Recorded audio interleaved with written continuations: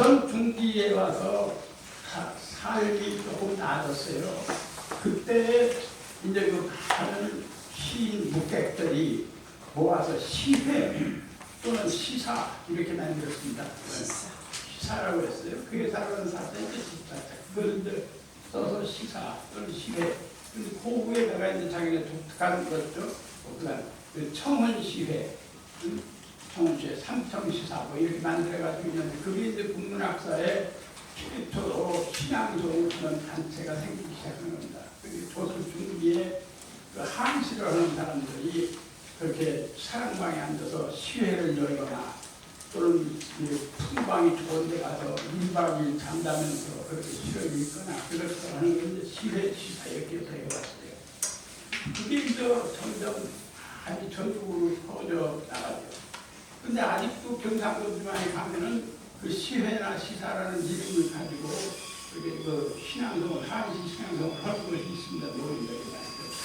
근데 이쪽 와서는 그 한시를 가지고 신앙송을 하는 게 이제 없어졌죠. 왜? 한국을 모르니까 할 수 없죠. 그래서 이제 이 신앙송, 우리가 듣고 있는 거 이게 생겨난 거죠. 근데 이게 이제 서양에서 들어오는 겁니다. 서양에서 일본으로 와서 일본에서 우리나라로 온 거죠. 이 신앙송 하는 방법이. 근데 1920년대 이후에 우리나라 사람들이 일본 가서 문학 공부를 하잖아요. 근데 그때 거기 이 공부하러 간 사람들이 극소수는 아주 우수한 사람들이 꼭 가서 공부하려고 하는 사람들이 간 사람도 있고 나머지는 가서 돈 주고 놀러 간 거예요. 유학생이라고. 근데 그때 우리가 계산해 보면은 대개 500석을 해야 한 사람을 일본으로 유학 보낼 수 있었어요. 근데 한 면에서 하나 정도가 아닙니다. 하나 정도 일본 유학생이라는 게 말이죠. 근데 거기서 그 500석 일본 주고 와서 인전 수학을 다 독일 같은 데 하숙비로 쓰고 술 먹고 놀고 앉아있는 사람이 쓰는 그거 다 쓰는 거예요. 자기 쓰는 거. 그러니까 저희 아버지는 너 일본 가서 뭐 공부했나?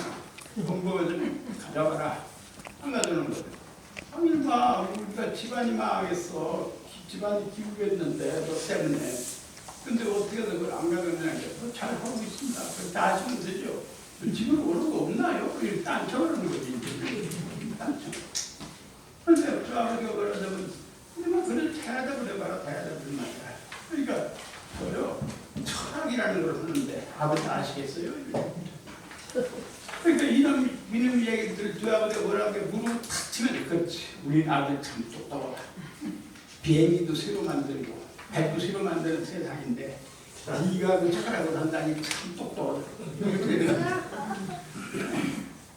그런 사람들이 다 노원 다니러 간 사람들 이제 제쳐놓고 공부를 하겠다고 한 사람들이 가서 이제 그 문학 공부를 한 사람들이 있었습니다. 그 사람들이 자기네끼리 모아서 이제 일본 사람들이 하던 거 서양에서 들어온 신앙송 하는 거 우리 지금처럼 하는 거죠. 이것을 이제 보강을 해가지고 그것이 문제로 들어옵니다. 그리고서 30년대에 이제 방송국이 생깁니다. 우리나라 방송국. KBS라는 거 그게 이제 일본 사람들이 만드는 방송국에 이제 된 건데 개편된 건데 해방되고 거기서 신앙송을 합니다. 거기서. 그러니까 그 라디오를 가서 거기서 신앙송을 하는 거예요. 근데 그 신앙송이 우리말로 해야 되니까 일본말로는 제가 듣는 사람이 없고 그러니까 우리말 신앙송을 자꾸 하니까 이게 독립운동을 자꾸 한다고요. 그러니까 그걸 못하게 했죠. 못하게. 그리고 이제 해방을 맞아서 이제 해방이 감별을 신앙송으로 이제 하고 그다음에 6.25를 치고 나서 이제 그렇게 그 수복한 감별 한강을 다시 이제 넘어서 들어와가지고 서울을 수복했죠. 그 감별을 이제 시로 써서 이제 그 낭송을 하기 시작한 거죠. 그 대표적인 시가 모윤숙 씨가 쓴 국군은 죽어서 말한다. 눈 죽어서 말한다. 그때 그 국군은 죽어서 말한다는 시를 본인이 직접 낭송을 했어요. 그리고 이제 그 나머지 성우들이 낭송을 했는데 그때 그것도 아는 사람이 없습니다. 아는 사람. 그게 이제 우리나라가 이제 신앙송이라고 하는 걸 이렇게 많은 사람들이 하게 됐는데 동기가 불려가지고 또 우리가 그런 사람들 모아서 이렇게 시를 올라가지고 낭송을 하면 이제 생기기 시작한 거죠. 그래서 요즘은 이 시인들이 몇이 보이면 예사로 자기가 쓴 시를 낭송을 하고 이렇게 이 분위기를 이제 잡아가면서 진행을 하고 있는 거죠. 그런데 요즘 우리 시 쓰는 사람들이 그런 멋이 없어요. 누구 눈치나 보고 자기가 쓴 것이 재진장인데 고집이나 쓰고 남이 거 그냥 욕이나 하고 이렇게들 지내고 있다고요. 근데 시인이라고 하는 건 말이죠. 우리 남이 눈치 보거나 또는 남을 욕하거나 또는 남이 눈치 본다든가 이런 게 시인이 하는 본디 일이 아니거든요. 그거 전부 떠나야 시인이 되는 건데 그것만 자꾸 하니까 안 되죠. 세상을 깨끗하게 만들고 세상을 정신을 가득 차리고 잘 돌아가게 만드는 일을 누가 해야 되냐면 지식인, 시 쓰는 사람들이 제일 앞서서 해야 될 몫인데 그 몫을 시인들이 먼저 버려요. 그런 세상이 요즘이라고요. 근데 요즘이 이럴수록 이런 세상일수록 여러분들이 그런 주변에서 이렇게 신앙생활을 해가면서 이렇게 살면은 얼마나 너그럽고 살기 좋고 또 이렇게 이웃과 소통이 잘 되고 이렇게 말을 나눠가면서 살 수 있는 세상이 됐다 생각을 한번 생각해보면은 신앙생활이 정말로 필요구나. 또 내 문학을 완성시켜가는데 내 문학을 완성시키는데 남에게 이렇게 발표해서 다른 사람들이 내 시를 이해할 수 있는 기회를 갖는 동기가 된다. 이런 생각을 하면 여러분들이 스스로 이렇게 신앙생활에 참석을 해서 여러분들이 시를 읽고 그걸 비평을 갖고 그렇게 같이 즐길 수 있어야 되는데 여러분들 그걸 안 하려고 그래요. 안 하려고. 아이 부끄럽다고 그러고 그게 부끄러운 일이 아니거든요. 내서 얘기를 해야 되는데 그렇게 자기 문학을 다른 사람을 이해시키고 그걸 알려야 되는데 그런 일을 포기하고 있단 말입니다. 그런데 그런 일이 안 되고 시 본디 가치, 본디 목적을 알려주는 데는 이런 낭송회가 가장 손쉽고 가장 잘 할 수 있는 기회라 그럽니다. 이게 이제 세계 강의 증명이 된 것들이 이거를 문학을 하면서 이런 신앙성을 자주 이렇게 접해서 여러분들이 이해가 얼마나 좋겠느냐 그런 생각을 합니다. 재밌어요. 이게 교육이 차인데 우리나라에서 지금 시공부를 별로 학교에서 안 시켜요. 네. 왜 안 시키는지 아십니까? 30대, 40대 어머니들이 못 시키게 해요. 애 바람난다고. 애 못 쓴다고. 그리고 와서 막 난리 쳐. 교과서 만드는 사람들 가만 안 둬요. 그냥 그거 한다고 말 대주는 말이지. 근데 그 교과서 만드는 사람들은 아니다. 그 어머니 젊은 사람한테 얘기하는 거죠. 프랑스나 영국, 특히 영국 같은 데는 초등학교 때 100편을 외우게 만듭니다. 100편. 그러니까 교과서를 혹시 자기가 100편을 외야 졸업을 한다는 얘기예요. 그래서 그렇게 외우게 만들어야 강압적으로 가야죠. 우리나라에서 그런 것을 강압적으로 100편 외우게 만들어서 한 교육이 나왔다면은 아마 이 서울대에서 나오는 신문이 도배를 할 겁니다. 무슨 도배예요? 허지마다고. 그래서 애들 버린다고. 그러니까 상상력이 없는 거예요. 상상력이. 시가 그 말을 얽어서 상상력을 만드는 기술이고 그 다음에 시가 있음으로써 자기가 생각을 더 넓게 생각하고 깊이 생각해서 우리 삶의 필요 지혜를 만드는데 그런 그 큰 가치가 있는데 그걸 모르고 한다고. 그건 안 되지 않습니까? 이게? 그러니까 이런 짓을 보통 해야 됩니다. 그러니까 우리도 초등학교 때부터 한 100편은 아주 외게 만들고 중학교에서 한 300편 만들고 외국이 다 예들이 있습니다. 그래서 우리 시를 다 읽게 만들면은 여러분들 정말 좋습니다. 여러분들 시인이 더 빛나고 또 글 쓰는 사람들이 또 이제 잘 살 수 있는 잘 생각하고 시를 쓸 수 있는 문학을 완성시킬 수 있는 길이 열리고 얼마나 좋으냐 이거예요. 그러니까 우리가 이런 걸 하면서 그런 생각을 하고 정말로 시가 힘을 얻을 때 시인들이 다 가서 내가 이렇게 세상을 살 수 있다고 큰 소리를 칠 때 그 생각해 보세요. 여러분 기분 좋죠? 그날까지 여러분들이 쉬지 않고 한번 뛰어박기를 해보자고요. 뛰어보자고요. 뛰어봐. 준비 하나도 안 돼. 뛰어 준비도 하나도 안 해.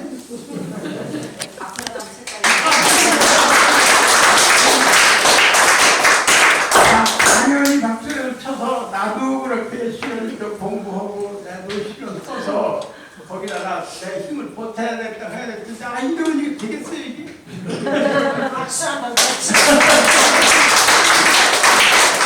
그걸 꼭 하셔서 여러분 주변에서도 그렇게 시를 낭송을 쓰는 기회를 여러분들이 스스로 만드시면 돼요. 책마루에 앉아서 그렇지 앉아서 얘기해도 다 그렇지 않습니까? 자, 일본이라는 나라에서 하이쿠라는 게 있습니다. 하이쿠 17자를 맞춰서 써요. 다른 규정이 딱 있어요. 우리나라에서 그 시조가 규정이 있지 않습니까?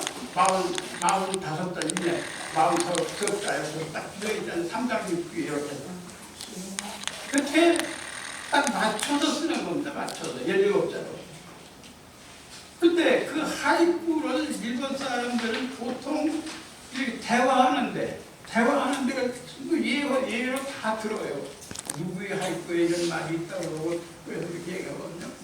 우리도 보시죠. 옛날서부터 고려 중엽서부터 시조가 나오기 시작했거든요. 그때부터 나온 시조 가운데 자기가 외고 자기가 아는 것들을 가지고 생활을 하면 얼마나 지식 수준이 높아질 거예요. 근데 우리는 그런 대화가 모르고 대체부터 욕부터 하는 거거든요. 우리가 대화의 방법이에요. 많은 걸 다 이렇게 끊어놓고 마는 거. 이러지 말고 시적인 수준 높은 대화를 하려면 그 시를 알아야 되죠. 알아야. 근데 우리도 그렇게 공부를 해서 이제 그 시적인 얘기를 하면 좋은데 그 일본 사람들은 그 하이쿠를 연구하고 하이쿠를 가지고 이렇게 지어서 서로 퍼뜨리는 것이 4,700개의 단체가 있습니다. 4,700개. 공식적으로 등록돼서 하는 단체가. 이 국가에서 지원을 받아요. 근데 우리나라에서 그렇게 하려면 우리나라 시도 있잖아요. 시도 부흥을 일으켜가지고 국가에서 지원을 해주는 거죠. 지원을 해주면은 얼마나 좋습니까? 노인정이 오는 사람한테 그 시도를 가르쳐서 그렇게 해서 이 시도가 이런 게 있다고 해놓으면 참 좋을 텐데 우리나라 노인정은 말이죠. 하루 보름날이 다 쳐다봐요. 응? 매화 쳐다보고 차 쳐다보고 앉았어요. 뭔지 아세요? 팔광. 아니 여기만 하거든요. 여기 안 되면 김수랑 되게 나쁜 놈이야. 죽인 놈이야. 그냥 맨들이 돌아다니는 게 아주 싸가는 게 없어. 그 이래가지고 남 싸움이나 시키면 그런 짓만 같이 그 노인정에 앉아서 방법 앉아서 요새 그 방법만 비용도 줘요 여기. 그러니 이게 교육적으로 틀리냐 할 때 경적에 우리나라 시설이 참 좋습니다. 그걸 그렇게 하자는 거예요, 그걸 말이죠. 근데 안 해요, 그걸 안 해요. 응? 노인정에 그 석유값 배우리 다 물어주죠. 응? 전기값 다 물어주죠. 국가에서 다 해준다고. 그러고 앉았으면 그렇다고 합니다. 거기다가 교육 프로그램을 접목을 시켜서 그렇게 해주면은 얼마나 좋습니까? 그 일본처럼 그렇게 하이쿠 문처럼 가지고 아주 철저하게 그렇게 하게 만들어준다는 겁니다. 그래서 이 문학을, 우리 시조 문학을 두번 길이 있으면은 자연스럽게 우리가 다 그런 문학을 접근할 수 있는 길이 만들어지는 거거든요. 그럼 여러분들이 헌일이 다 생겨요, 이게.